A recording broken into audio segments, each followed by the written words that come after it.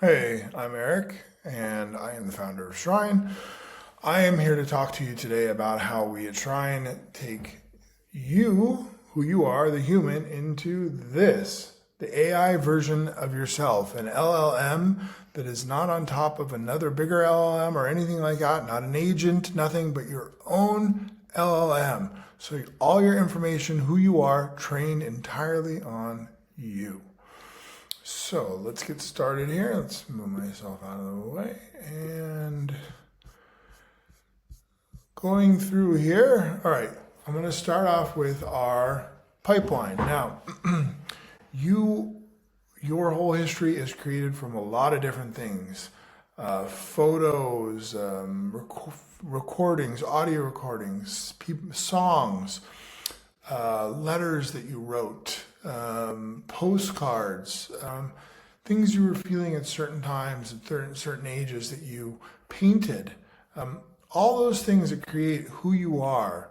How do you take those things and turn them into words to train on an LLM? So that is our upload section here. We have created something, a bucket where you take all your information and you dump it into it, and that information is processed. But before it can be processed, it has to be put in a safe place. Because if you're giving us love letters or personal letters to your parents or to your husband or wife, or that all should not be read by anybody else. That is your personal information, and it is kept only to you, and it is only what you want people to see should see it. So we have created a regulated, heavily regulated system pipeline where your information never gets seen by anybody else or experienced by anybody else unless you want it. So when you upload all your information, it goes into a vault, and it is kept in that vault, and it is made sure that it is separated from everything else. Then, when it is in that vault, we begin to separate it apart, to shift apart. So there is the academic side of you, the work side of you, the creative side of you, the intimate side of you. All these things these different sides that you have begin to be pulled apart. Once again, in isolation, in a private place. Nobody sees this except for you and the software pulling it apart. That's it. It never goes anywhere else. Once it's separated, it's put into different layers for the training. So we are all different people. We all wear different masks at different times. And those masks all are put into a GPU and are trained on a model. And then extracted onto that model to create the brain, the artificial you. And then by the end, we have the living model. So let me talk a little bit about myself, what I have here. So for example, this is my book that I wrote in 2021. It's also in paperback. I have a couple books. Now, this is a relatively short book, but it is still 160 pages, or I would say about 50,000 words. This PDF would be taken, and the whole book would be taken and uploaded into the uploads here. And then it would be put in the place of, not as me per se, it's not who I am, even though it is who I am because it's a creative work. It is put in as my work. But then the next step would be to take some of my other work. So for example, I have an interview here that I was interviewed when the book came out. Its questions are with to the mountain. I knew immediately why I was writing the book. So these are questions that sort of how I wrote the book, how the book was created. And that is also put into that same vault, but it is separated from the book because this is actually me and the book is a fictional creative piece of work.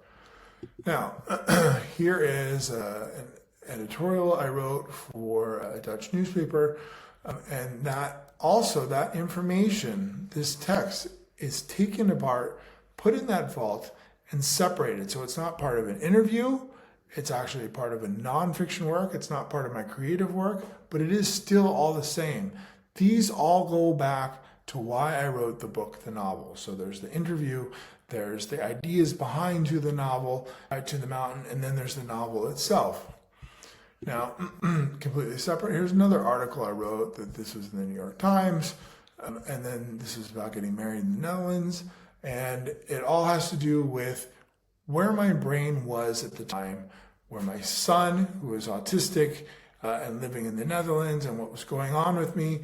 There's a lot of information there. So that also is put into the vault, and it's chunked and put into a different place than all the other things. So you have all these bits of different information going into this one place and then slowly being separated. Now, how do we separate that? This is how we separate it. We have here, hold on one second. We have here our core pipeline code. This is proprietary, and it is what we do to separate all the information that's in the vault. Once again, maintaining privacy. So you go through it here. You can see we have the intelligent chunking engine, and we have the five-dimensional extraction, main execution. So all these things pump out what you get in the end, these pairs. Now, these pairs are how a lot of these AI works. It's a question, answer, question, answer, question, answer. And in my case, I did minimum amount, but I came out to about 11,000 different pairs. So, for example, it says here, do you write about your family, role, assistant, content? And then my answer is often, especially in To the Mountain, which was inspired by my relationship with my autistic son. And it says here, what are the emotional core of To the Mountain? And the emotional core, the answer is a father wrote fear and love, the need to protect your child, even when you're unsure how. And one of the things that you can see is, you can see how it is wrapped in a wrapper of who I am and emotions. And then also we have the personality layer, and we have an emotional layer, and this all is about who I am as a person. So when I upload an essay, it's not only looking for what's in the essay, but it's looking about the word choices that I make and the emotions that I imply and the setting and any historical things, and it begins to break it into who I am as a person. And it does this over and over and over until it gets perfectly what I am like as a person, the way I respond, the way I think, the way I look at the world, my own personal philosophy. Then we take all this information and we put it into a GPU and we train it. Most people can be on a 7 parameter model, which is sort of small, or some nowadays we have these 3 billion parameters that are pretty fast. More people who've written more academic works, if you had someone like, like Einstein or Bohr or something like that, has a lot of work out there, then you want to probably put it on like a 13 billion parameter. That means a bigger brain, but you can do both for anybody. And how that would work is it goes, all that information is fed into RunPod, which has a very private backbone. The information that goes in there comes out of there and nobody else sees it, doesn't ever cross over. You create your own pod, and then as you can see, it's actually pretty cheap to build. This would take me, most trainings take about 2 to 3 hours, and sometimes 4 hours if it's a lot more. And then once the training is done from RunPod sends it to Hugging Face, which creates these adapters here. Now, Shryn would have a model based on either licensing the adapters or outright selling them to people. You create an adapter, you give us all your information, it goes through the pipeline, it comes out, and we get this adapter. Now, at some point you could say like, okay, I'm done. I want my adapter, give me my adapter back. We sell it back to you. Or we license it to you and we host it ourselves on a GPU. As you can see here, I've created a 7.1 for me that's 7 billion parameters, so it's a slightly smaller model. This is a very fast, personable model, so it's great for my kids who want to say like, hey, what do you feel like eating tonight, or what's a good vacation or something like that, and it responds in the way I would think. If my son is upset and he's like, yeah, I had a really bad argument with a kid at school today. What should I say? It would give advice that I would give. And then also, the 13 billion would be more if someone was saying like, hey, tell me a little bit about what is the philosophy behind your first book, to the Book of Samuel? What kind of philosophy were you trying to do? This would probably be a better model because it's a much larger brain, it has more time to think, it's more philosophical, and the answers come out to be a little bit more in depth. But it doesn't have to be that. This one can also provide the same thing. And then also, like I said, their models are getting smaller and smaller. So nowadays you can even have smaller models you can run on your laptop, and the answers are pretty good. So, but once again, it's all trained on your information, who you are. It's not on any other thing. It's not on top of OpenAI or Anthropic or anything. It's just it's your information trained on a model. So once we have that, then I begin to run it. Now I'm using Replicate, sorry. So I asked it a question of, tell me about your inspiration for your novel, To the Mountain. What were you feeling at the time you wrote it? Now, a student could go through the newspaper and find this question, right? They could say like, okay, what did they say? And they could do a Google search. Or you could ask the model any question and you will get a more nuanced contextual answer. So the model wrote to me based on my adapter. I was going through a period where I couldn't write fiction because I'd lost faith in my ability to tell stories that mattered. But I needed to keep writing because it was who I am. So I started writing nonfiction, essays about parenting an autistic son that led to The Mountain, which became this fictional story about a father taking his son to see a mountain. It was really about being present with someone who's different from you, learning how to love them without trying to fix them. The book was written during a very difficult time in our lives when we were dealing with bullying and social isolation. Writing it helped me process all those feelings of helplessness and frustration. Okay, so that's quite a bit longer answer, but generally I've asked this several times and it's come up with the same answer. And it's 98% correct. As the author, I can say this is a lot of what was going on, and like I said, it's also like you're talking to a person. This is much better than you get from doing a Google search on me and finding an interview, because this is a question that someone could ask me personally and I would answer in my own words. So now the fun part begins. So we have the brain. We have created the brain. We have created the pipeline. All the information that you have has been put there and then channeled through into the brain. The brain has been created, and now the fun part begins. Now it begins to create the human. So I have a slightly amended speech here, which is the same answer that I got from a previous model, a little bit shorter. So let me just pray for you what you can hear. I just sort of copied and pasted the answer into here.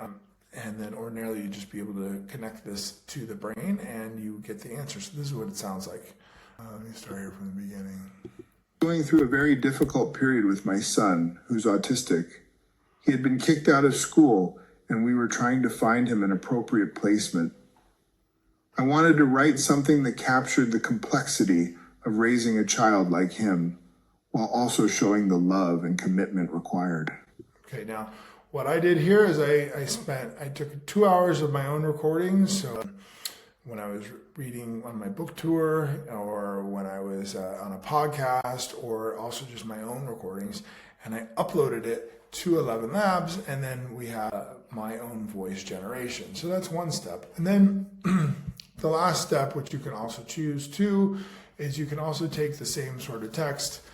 You can create an avatar in HeyGen. It's a little bit quirky. It takes a little bit of work and a little bit of finagling to get it to work, but this is what it would be like. So you take the same text and put it into HeyGen, and then I can also use my 11 Lab voice, which I don't have that here, but I can, to make it even sound more authentic.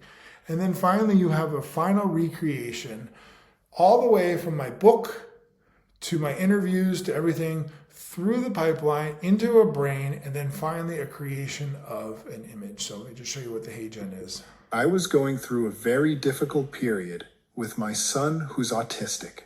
He had been kicked out of school and we were trying to find him an appropriate placement. I wanted to write something that captured the complexity of raising a child like him, while also showing the love and commitment required. Okay, so now you can see though that if I worked on this, you could go all the way from taking all this information, streaming it all the way through, and then finally coming up with an avatar that thinks and sounds like you. Not a shell, not an agent that's over on top of something else, but also something that is actually trained on who you are. And that is what Shryn is doing. We are taking that, all those papers, all those words, all that work, and turning it into a final model. So I hope you've enjoyed this, and I hope you understand what we're doing. And if you don't, send me an email. I'd love to talk. All right, thanks.